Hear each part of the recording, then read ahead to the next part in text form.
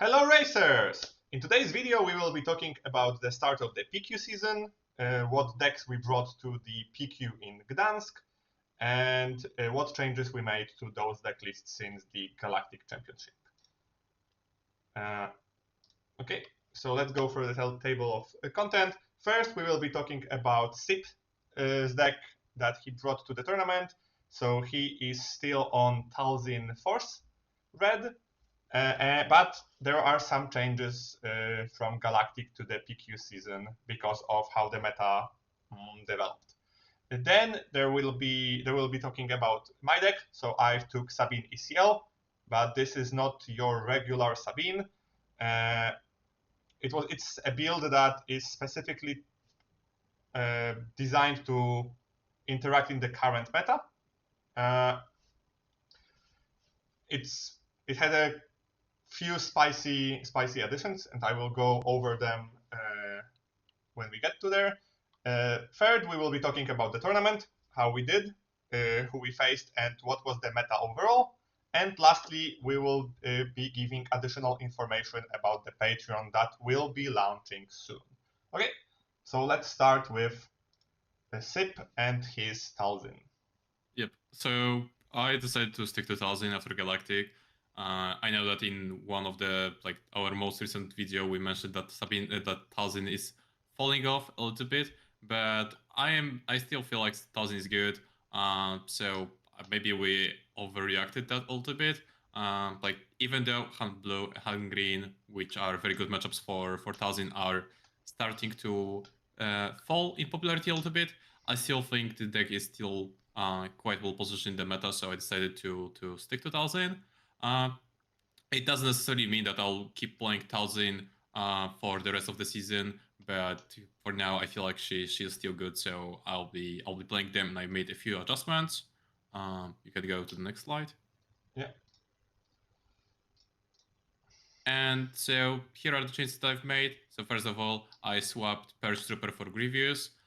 So I decided to remove the Perch Trooper because the meta is shifting slightly away from Force units. They're still in the meta, Force base is still a thing, but Perch Trooper needs vast majority of the meta to be filled with Force units in order to make him good. Playing him as a 3-mana 4/2 without an ability is really bad. So I decided to switch to Grievous.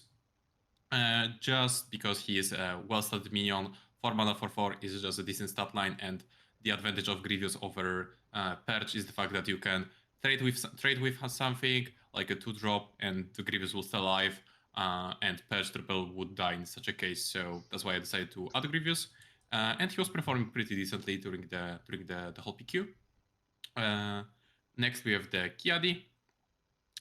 So I decided to remove one Kiadi, and I added one Devastator to the main deck. It was moved from the sideboard. So previously we had 2 Devastators main deck, 1 sideboard, and right now I have 3 Devastators main deck. So basically meta is slowing down, so I decided to add a 3rd finisher to the deck, 3rd Devastator basically, and I removed Kiadi. The reason why I removed Kiadi is because the more I play Talizn, the more I don't like the idea of playing a 5-drop on 5 resources, because Kiadi is decent, but I really like the idea of playing a 4-drop plus a 1-drop on 5 resources. So playing something like Talizn Assassin plus a Hotshot on Talizn when I deploy her, or like a Force Throw, or even just going for a 3-drop plus a 2-drop. I really like those lines, so that's why I decided to remove one Kiadi. And also Hand 2 is falling in popularity, as I mentioned before, so Kiadi was a very good card against him, because Han really likes to play multiple cards during the round. So those are the reasons why I decided to remove the Kiadi. And with the sideboard, I decided to add 2 Parliamentarians. I decided to add the Parliamentarians because Kylo is a thing.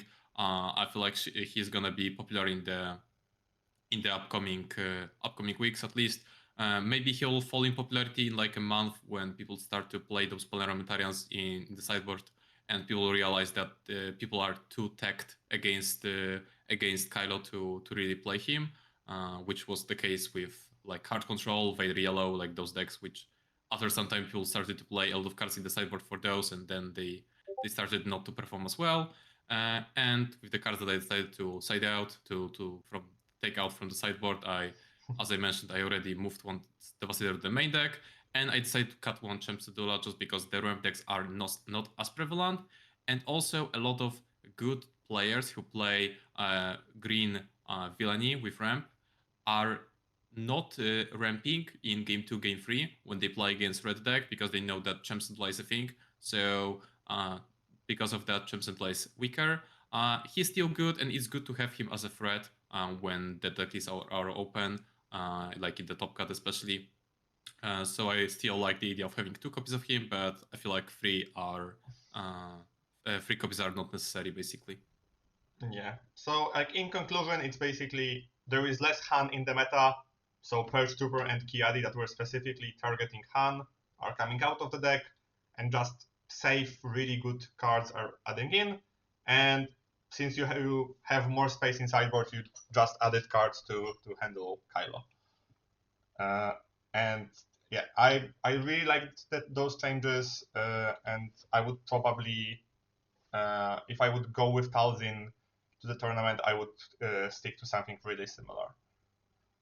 Okay, then let's go with my Spice deck. Let's move Sip to the left a little bit. Okay, so I've decided to run Sabin ECL, but as you can see, there is no Rebel package in the deck. I decided to go full on upgrades. So when I've added all of them to the deck, then there was a problem of Power of the Dark Side, and that was basically solved by Porg. So you can go versus Hard Control or Data Vault deck. If you go 2-drop plus Porg, General's Blade turn 2, you can just steamroll it for a really quick win. Also, there is a lot of deck that Porg is just good, because even if your opponent removes your turn 1 play, you can always put upgrades on Porg to push a lot of damage. The second really big combo of the deck is Yocasta. If you go turn 2 Force Unit, turn 1 Force Unit, turn 2 General's Blade, or basically any other upgrade, on 4 resources, you can have a really disgusting play of attacking with that Force Unit, getting the discount, then playing ECL with Yocasta for 1 mana, moving General's Blade to her, and then she attacks for 6. She will definitely kill a 4 mana unit that your opponent played, and then you can still play Poe for free and deploy Sabin, and there is almost no way of losing if this happens.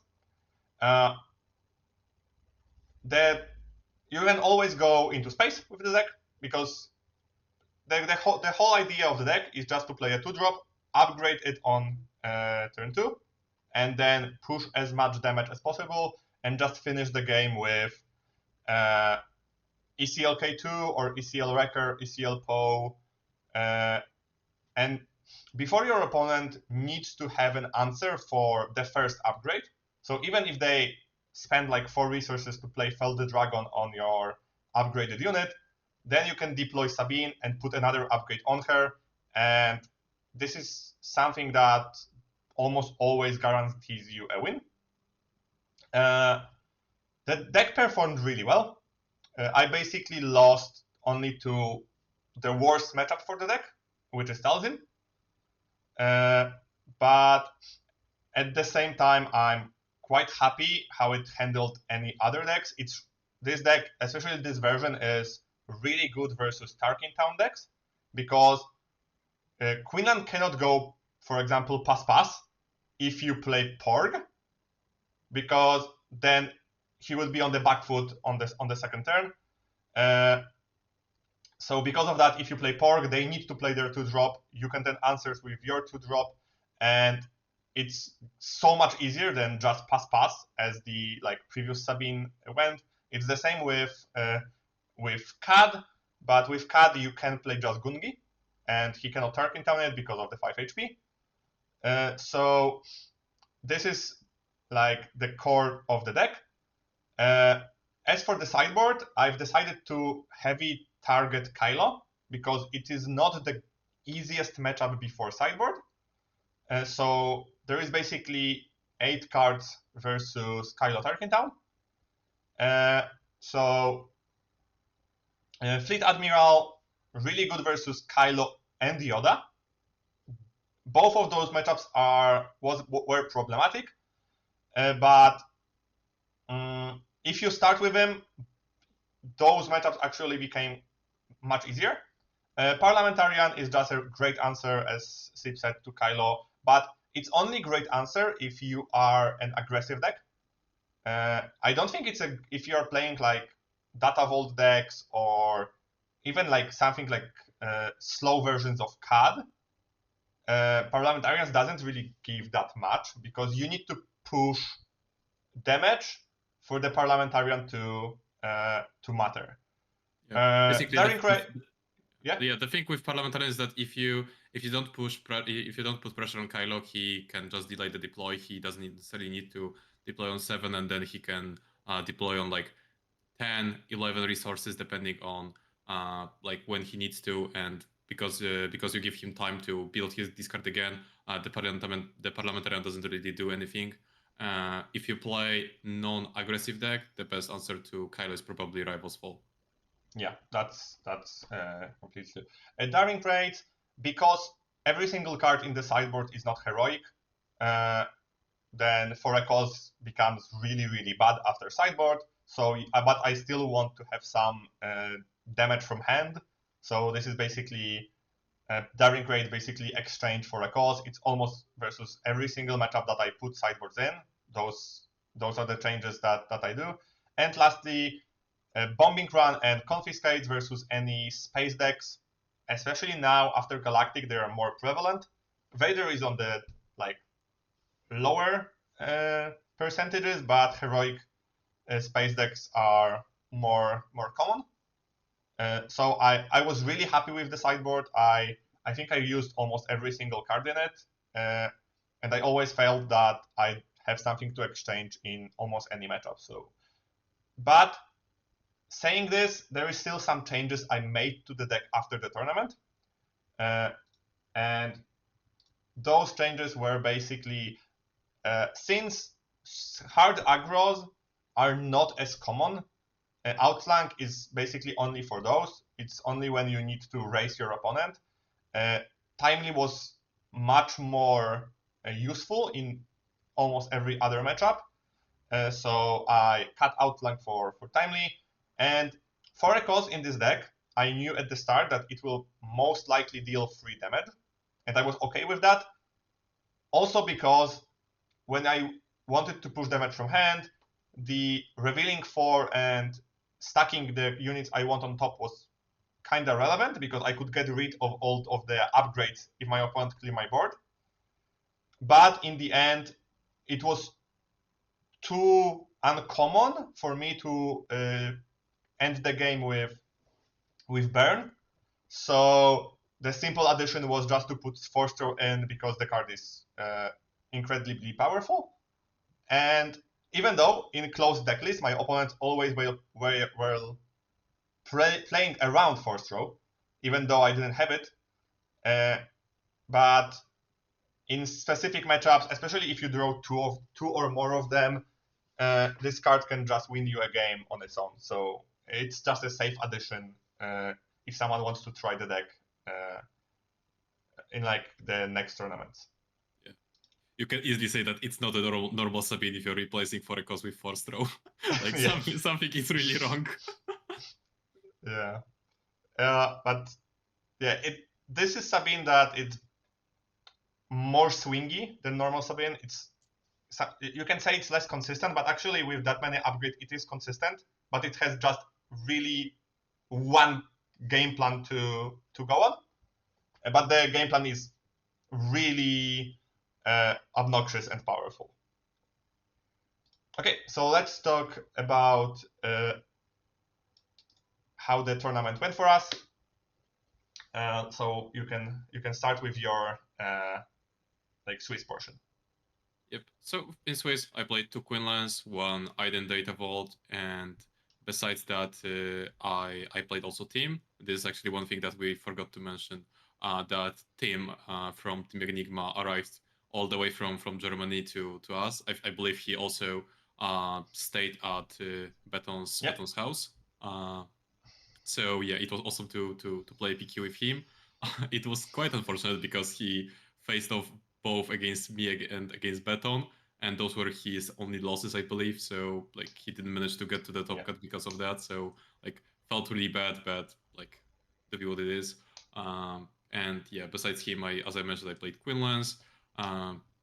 And it was kind of funny because like round one, round two, I faced off against two people from my home city. Round three, I faced off against Itzchak, who originally was from Poznań, from my city, but he moved to Warsaw. And yeah, round four against Beton, we took a draw. So that was basically my Swiss. Yeah, and my Swiss was really similar, but instead of Quinlan's, I played Talizn. I played. I would have played 3 if we did play, but we took a draw. So I started the tournament with a Talizn matchup, which is really bad for me, but I've managed to win because my opponent didn't expect what I was playing. So I played Gungi turn 1, General's Blade turn 2. My opponent didn't keep removal for it, and I just run over with the game. Game 2, I played Lecker with his Ray Force.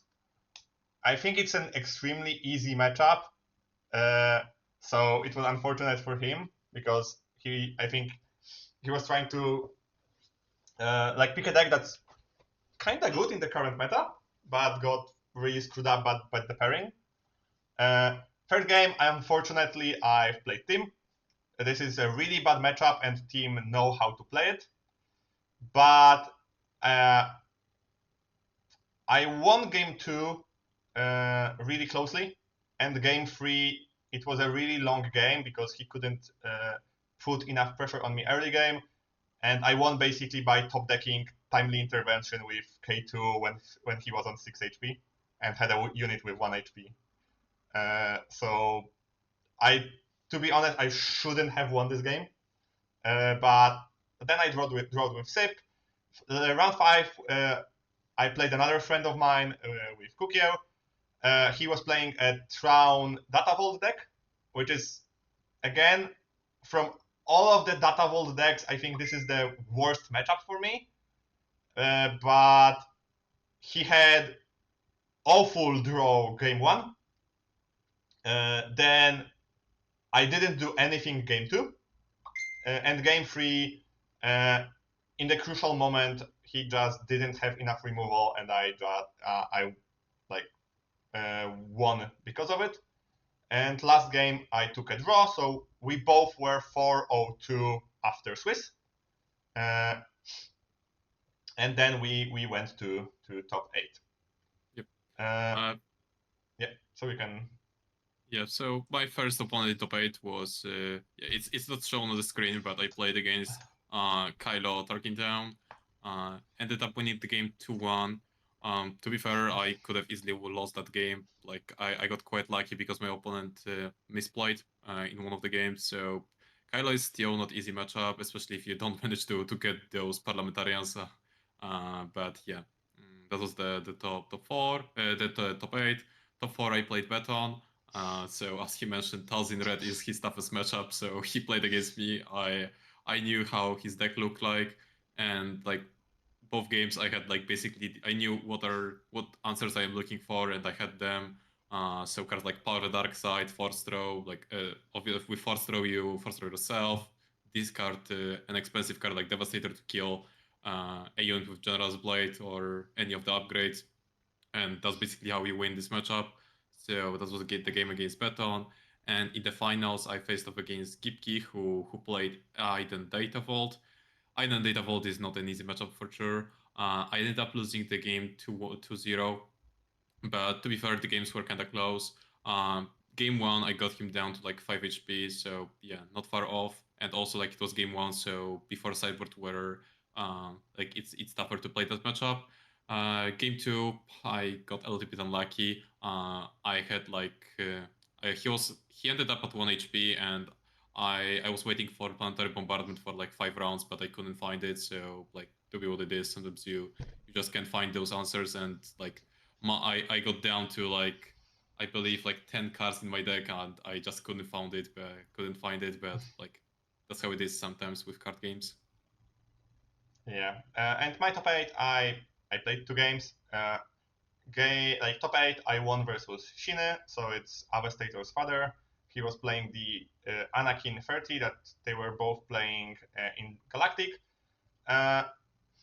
This is like game 1 I won, game 2 he won, game 3 it was close, but the most important factor was that he attacked me with Kanan. I had a lethal if he didn't heal, and from top of my deck I discarded Porg, so he healed for 0, and I killed him. He also, like in the same action, he missed the second trigger because he had a second Spectre, but I had enough advantage on health that I didn't think it would matter, but it was really funny that my Pork Sabin like got a win because Kanan didn't get any healing because of the Pork. And then like Sip with double force for game 1 and power, and I had to risk power General's Blade on Gungi game 2, and there was power. It was, I think, the fastest games I've played the entire tournament. And then we had like an hour wait to the other top 4 match to finish. It was Gipki versus Vader Yellow. So he managed to win that, which is really impressive because it's one of the worst matchup for Raiden. The tournament overall was a smaller one. It was 40, I think, 3 players. It was really fun to have a team with us because it's really good to have like your teammates on the tournament. It was really sad that we all had to play each other, but it was still, even though it was a small tournament, I think most of the good players from Poland came, so the level was quite high. So I'm happy with the tournament, even though there were some issues with prizes that are still not sent because they didn't arrive on time. I'm still waiting, and Sip is also waiting for his prizes. But yeah, it was the first PQ. We will be on the next one in Katowice.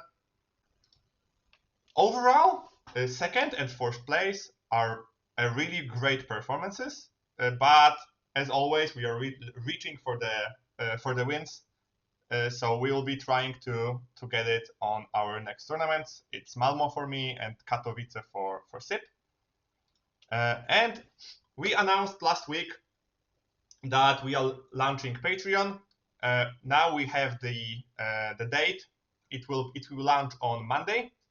It will launch with a video from the channel that we will be getting over every single tier, what you can expect from us, what you can get for the prizes. With a small sneak peek, you can definitely expect streams, deck lists, tier lists, and much more. Yep. And as always, we wanted to remind you that we are doing coaching right now. Patron is actually taking a break from coachings. He told me that he will be back, but for now he's taking a break. But if you're interested in taking coaching with me, send us an email SWU-SwoopRacers@gmail.com, or you can also DM me directly on the Discord. As usual, the price is €25 per hour, and during the coaching we can do all sorts of different things, deck building, helping with you with the mastering the deck, with picking a deck, going over the meta, and all sorts of different things, of other things like tournament preparation, game reviewing, and things like that. Yeah, okay. Good night, racers!